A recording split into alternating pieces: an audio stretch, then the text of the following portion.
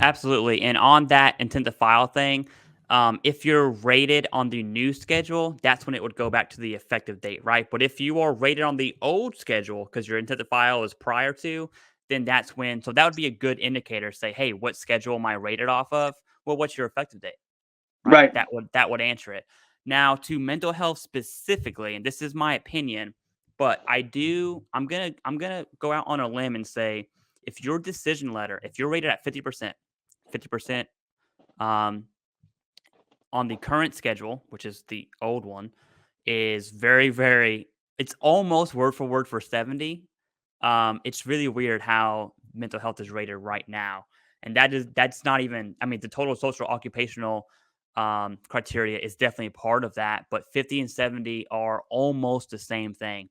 And so if on your decision letter it says most closely associates with 50%, that's the VA saying, hey, you kind of rate 70%, but not really. We're going to give you 50. That's my Barney style translation. Okay. I think if your decision letter, and there are a ton of veterans rated at 50% for mental health that do meet the current criteria for 70%, if that is you, and I know there's a vast majority of you out there, I think these changes will benefit you the most out of anyone else. Okay. Out of anyone else, because it's more like Jason said, it's more methodical. I would use the word objective, right? It is very, I'm not going to say easy, but it's very, it takes the subjectivity out of it. So instead of saying most closely associates with, now it's like, oh, well, you have 2 level 3s, or oh, you have a level 3. Okay, well, that's 70%. Boom. The subjectivity is gone. And so I think that particular group of veterans will benefit the most. Now, for those of you that are, and this applies for all the other rating changes as well, because I'm sure you get the same questions, Jason, but I get a ton of questions from active duty service members asking about the rating schedule change. And I have two little side comments on that. One, good on you for leaning forward and planning, okay?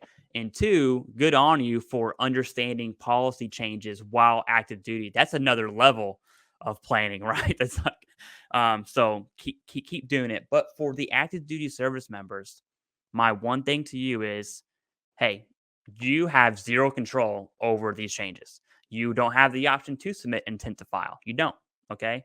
Unless you're in that BDD claim process and that BDD, benefits delivery at discharge, is submitted prior to these effective dates, it's completely out of your control.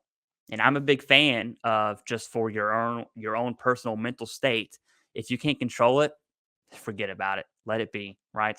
Now, when it comes time to submit your claim, figure out the effective dates and say, hey, am I submitting this claim prior to the effective date? Or if it's still proposed. If that answer is yes, then no matter what, you're going to be considered off of the current/old rating schedule. That's it. That's all you need to know. And if it changes, guess what? It changes. You can't control it. Don't worry about it. Okay. I think people, and YouTube is probably a large contributor of this, which is funny because we're on YouTube right now. But I think YouTube kind of exacerbates problems a lot. And Jason and I are definitely part of that group. I'm not saying we're not. But at the end of the day, these changes we have no control over. What matters is, hey, what are you going to do about it? Right? Are you going to submit the intent to file? Yes or no? Are you going to submit the increase? Yes or no? When you make that decision, what's the decision process like, and why are you making it? That's really the whole point I want to drive for this episode. Jason, do you have anything to add to that before we transition to tinnitus? I think that the big thing is awareness, right? Mm-hmm. And I think that, yes, there's good and bad, right? That come with just, fire hosing information, right? And there's a handful of us out here that are doing it at a bigger level, right? And I think that it's up to you, the individual, to really dig in deeper, but it's about the awareness piece.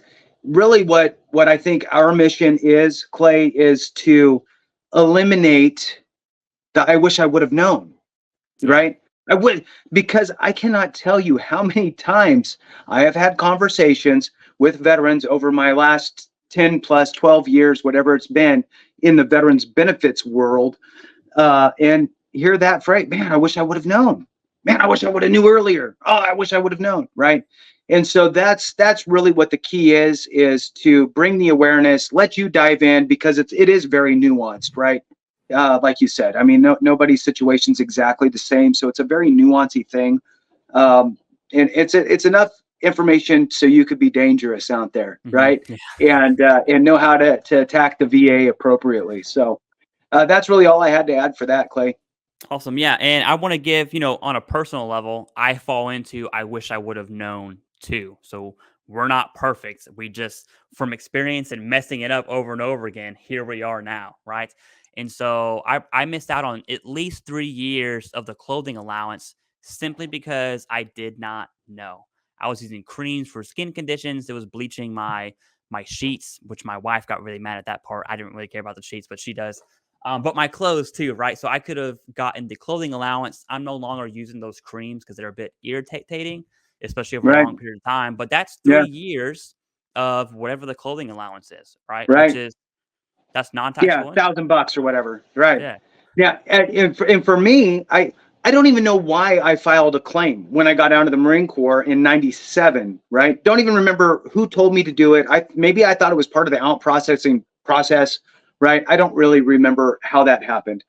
I really wasn't even fully aware that there was compensation tied to it.